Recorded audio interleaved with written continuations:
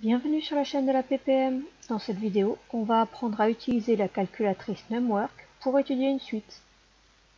Dans les vidéos précédentes, on a vu qu'une suite numérique, c'est un ensemble ordonné de nombres et qu'elle doit être définie de façon précise afin de pouvoir trouver tous les termes de la suite ou en parler sans équivoque. On a vu aussi qu'elle peut être définie soit par son terme général, c'est-à-dire de façon explicite, où chaque terme se calcule directement en fonction du rang, ou bien avec la donnée d'un premier terme et d'une formule de récurrence, en particulier d'une formule de récurrence qui n'utiliserait que le terme d'avant. Et avec ces types de définitions, on a vu dans la vidéo précédente qu'on peut étudier les variations. Mais il est parfois intéressant de simplement conjecturer les variations d'une suite, et ça peut devenir très long ou très compliqué d'avoir les premiers termes ou de tracer rapidement un graphique. Dans ce cas-là, on peut utiliser la calculatrice. Voyons cela sur un exemple. Nous avons ici trois suites et on veut pour chacune d'elles la valeur de U1, U10 et U42. Dans le petit a, la suite est donnée de façon explicite. Pour en calculer les premiers termes avec la calculatrice NumWork, on allume la calculatrice, on revient au menu, c'est-à-dire avec la touche maison si c'est nécessaire, puis on descend jusqu'au menu suite, on valide avec OK et on peut alors ajouter une suite. On valide avec OK, on choisit que la suite est explicite et on va pouvoir donner directement la formule qui correspond à la suite. Ici 15n, 15 et puis le n est dans les variables, donc xnt sur 3n plus 2. Je valide avec exe ou OK et voilà, la suite est définie dans la calculatrice. Je peux maintenant facilement en avoir les valeurs en remontant dans l'onglet Tableau, valider avec OK. Ici, j'obtiens bien que U0 vaut 0, que U1 vaut 3. Et pour aller chercher les valeurs de U10 et U42, je descends, mais ici, à l'initialisation de la calculatrice, il n'y a que 10 lignes. Alors, je peux remonter dans Régler l'intervalle, je valide toujours avec OK, et je donne alors le rang de début et de fin du tableau. Ici, je vais choisir que le rang de fin ne soit pas 10, mais 50. Le pas correspond au nombre de rangs qui sont passés entre deux valeurs du tableau. Ici, j'obtiendrai les termes de la suite de 1 en 1. Je valide et je fais afficher mon tableau. Je retiendrai et je noterai pour l'exercice que U1 vaut 3, que U10 vaut 4,6875 et que U42, il me faut descendre un petit peu plus bas, et j'obtiens que U42 est environ égal à 4,921,875 qu'il me faudra donc arrondir. Voici donc le résumé de ce que j'ai trouvé. Mais ici, si on regarde bien, ce n'était pas très malin d'aller utiliser la calculatrice juste pour avoir trois termes. La calculatrice serait bien plus intéressante ici pour avoir un grand nombre de termes, ou pour pouvoir conjecturer les variations de la suite. En effet, UN est défini de façon explicite.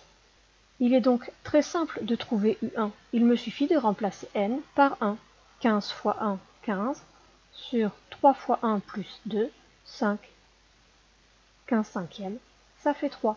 Et de même, je trouve U10, qui est égal à 150 sur 32, que je peux simplifier en 75 sur 16, et U42, qui est égal à 630 sur 128, qui se simplifie là encore, 315 sur 64.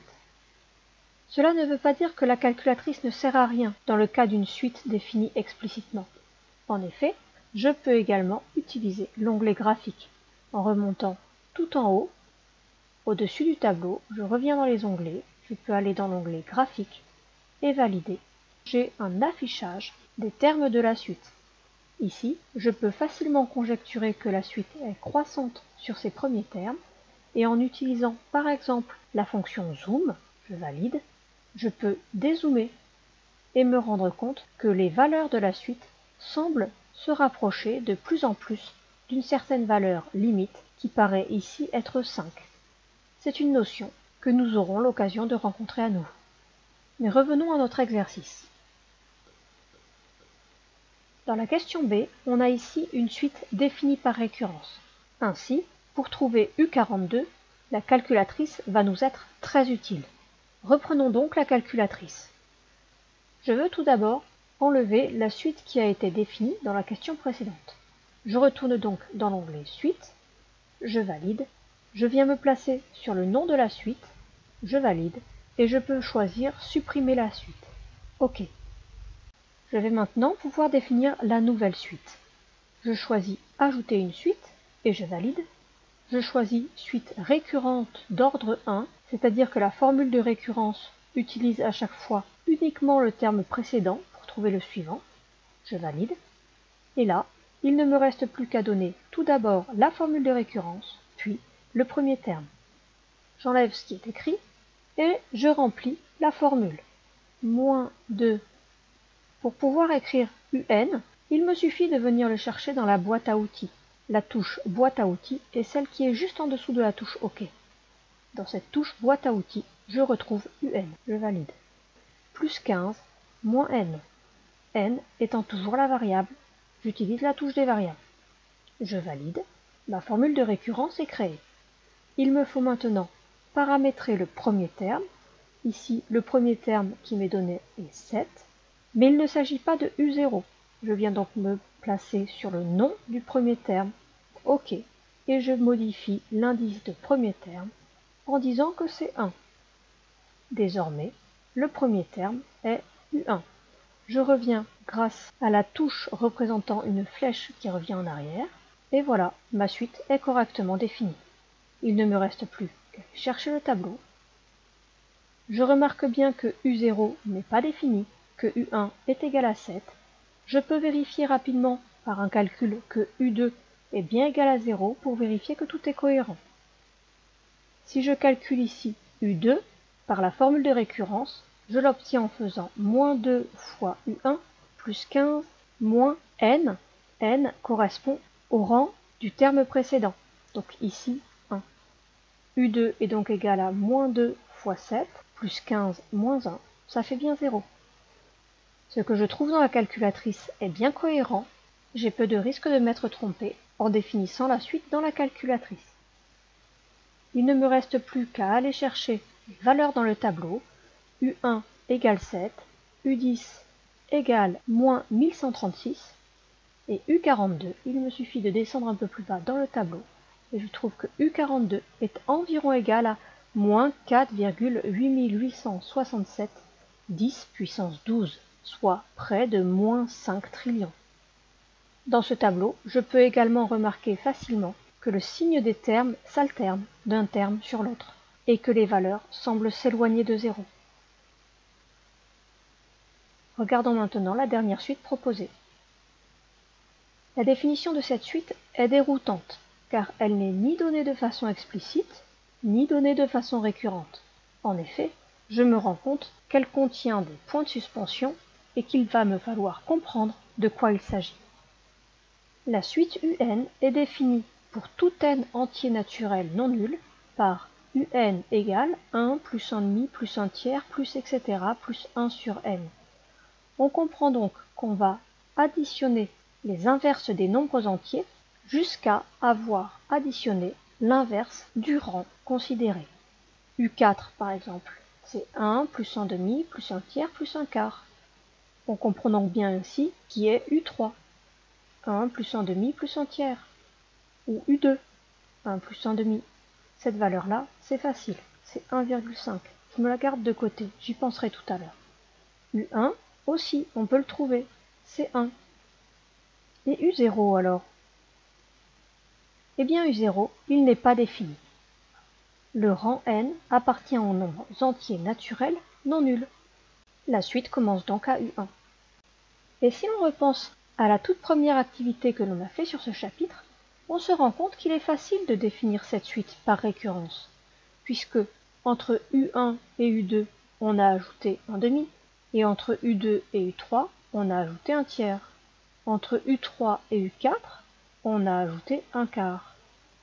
Comment donc va-t-on pouvoir passer de UN à UN plus 1? Eh bien, je vais trouver UN plus 1 en prenant la valeur de UN et en lui rajoutant 1 sur, attention de ne pas se tromper, ici, l'inverse du nombre qu'on ajoute correspond au rang que l'on veut obtenir. Puisque dans notre formule de récurrence, on veut obtenir le rang n plus 1, c'est qu'il faut avoir ajouté 1 sur n plus 1. Et voilà, on a tout ce qu'il nous faut pour définir la suite UN.